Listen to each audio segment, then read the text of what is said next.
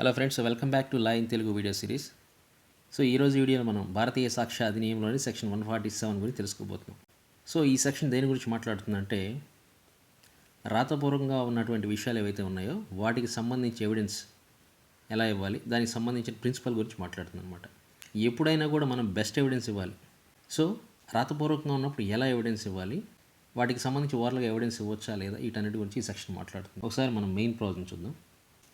Any witness may be asked. Any witness may be asked ఎప్పుడు? While under examination. దేని గురించి? Whether any contract, grant or other disposition of property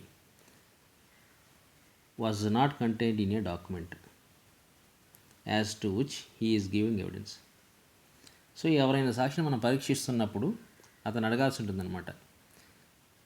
so ఏ కాంట్రాక్ట్కి సంబంధించి, ఏ గ్రాంట్కి సంబంధించి, లేదంటే other disposition of ప్రాపర్టీకి సంబంధించి అతను సాక్ష్యం ఇస్తున్నాడో అది ఒక డాక్యుమెంట్ రూపంలో లేదా అని అడగాలన్నమాట. Whether any document, grant or other disposition as to which he is giving evidence was not contained in a document లేదా అని అడగాలన్నమాట. ఒకవేళ అతను కానీ అదే డాక్యుమెంట్ రూపంలో ఉన్నదని చెప్పినట్లయితే ఆ అడ్వర్స్ పార్టీ ఎవరైతే ఉంటారో may object to such evidence, అలా ఎవిడెన్స్ ఇవ్వడానికి అబ్జెక్ట్ చేయొచ్చు అనమాట వాళ్ళు. Until such document is produced, ఆ డాక్యుమెంట్ కోర్టులో ప్రొడ్యూస్ చేసే వరకు కూడా వాళ్ళు అబ్జెక్ట్ చేయొచ్చు అనమాట. Right. Or if he is about to make any statement has to the contents of any document, లేదంటే ఏదైనా డాక్యుమెంట్కి సంబంధించినటువంటి కంటెంట్స్ ఏవైతే ఉన్నాయో అందులోని అంశాలకు సంబంధించి వాళ్ళు ఒక స్టేట్మెంట్ ఇవ్వాలనుకున్నారు అనమాట. They are about to make a statement. Adverse party ఎవరైతే ఉంటారో వాళ్ళు అబ్జెక్ట్ చేయొచ్చు అనమాట, అలా ఎవిడెన్స్ ఇవ్వకుండా లేదా ఆ స్టేట్మెంట్ ఇవ్వకుండా. ఎప్పటి వరకు? Until such document is produced, ఆ డాక్యుమెంట్ ప్రొడ్యూస్ చేసే వరకు.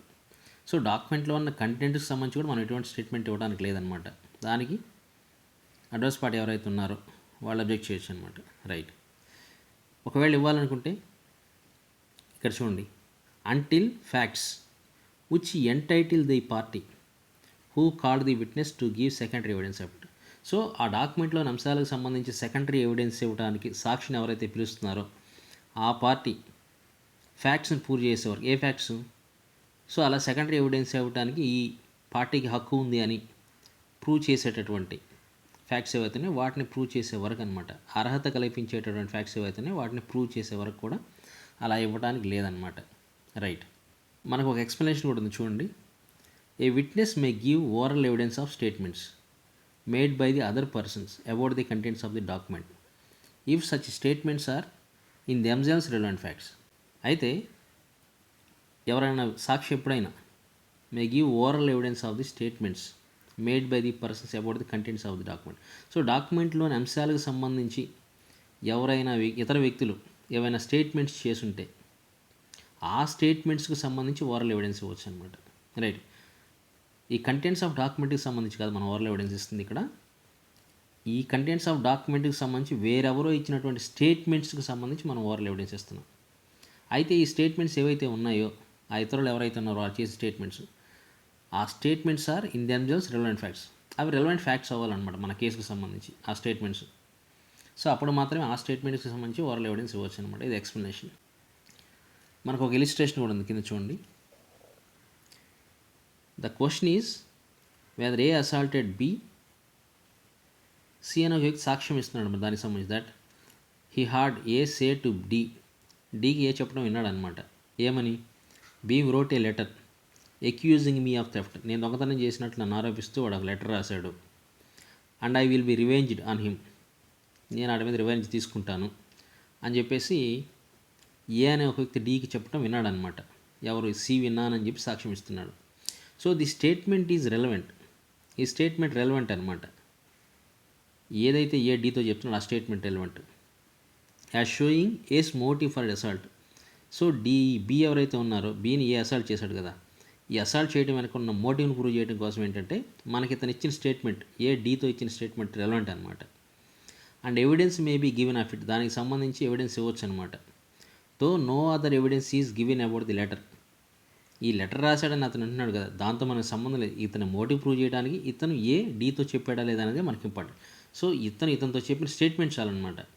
ఏ లెటర్ గురించి వారు మాట్లాడుకున్నారో దానికి సంబంధించి ఎవిడెన్స్ ఇవ్వాల్సిన అవసరం లేదనమాట. ఇవ్వకపోయినప్పుడు కూడా ఈ స్టేట్మెంట్కి సంబంధించి మనం ఇవ్వచ్చు అనమాట. రైట్, అది చెప్తున్నది. ఒక ఎగ్జాంపుల్ చెప్తాను మీకు, సో క్లారిటీ వస్తుంది. సో మనకున్న ఇలిస్ట్రేషన్ మనం తీసుకుందాం. A is accused of assaulting B. So బీని అసాల్ట్ చేసినట్లు ఏ మీద ఆరోపణలు ఉన్నాయన్నమాట. ఈ సి కదా మనకి సాక్ష్యం ఇస్తుంది. ఏమని? ఏ అనే వ్యక్తి డి అనే వ్యక్తితో చెప్తున్నాడు. ఏమని? బి అనే ఒక వ్యక్తి ఒక లెటర్ రాశాడు, నన్ను నేను దొంగతనం చేసినట్లుగా ఆరోపిస్తూ అని చెప్పి. సో అందువల్ల నేను అతని మీద రివెంజ్ తీసుకుంటానని చెప్పి చెప్పినట్లు. రైట్, ఇక్కడ మనకి సి స్టేట్మెంట్ దేని గురించి? What A said to D, A డికి ఏం చెప్పాడు అనే దాని గురించే సి స్టేట్మెంట్ ఇస్తున్నాడు అనమాట. సో ఇది రెలవెంట్ ఎందుకు? As evidence of A's motive for assault చేయడానికి ఏకున్న మోటివ్ గురించి ఇది రెలవెంట్ అవుతుంది అనమాట. సో దానికి సంబంధించి మనం ఎవిడెన్స్ ఇస్తున్నాం. This oral evidence is admissible even if no proof of letter's existence is provided. So ఆ లెటర్ ఉందా లేదా అన్న దానికి సంబంధించి మనం ఎవిడెన్స్ ప్రొవైడ్ చేయకపోయినప్పుడు కూడా మనం ఓరల్ ఎవిడెన్స్ ఇవ్వచ్చు అనమాట ఈ స్టేట్మెంట్కి సంబంధించి. Because A statement reflects his motive which is a relevant fact. So the statement itself అది రిలవెంట్ ఫ్యాక్ట్ కాబట్టి దాన్ని మనం ప్రూవ్ చేస్తున్నాం. డాక్యుమెంట్తో సంబంధం లేకుండానే అతని మోటివ్ ప్రూవ్ చేయడానికి ఈ స్టేట్మెంట్ ఒకటే సరిపోతుంది కాబట్టి మనకి దానికి సంబంధించి ఓవర్ ఎవిడెన్స్ ఇవ్వచ్చు అనమాట. రైట్, సో మీకు ఏమైనా డౌట్ ఉంటే కామెంట్ చేయండి, నేను నెక్స్ట్ వీడియోలో దాన్ని ఎక్స్ప్లెయిన్ చేస్తాను. Thank you.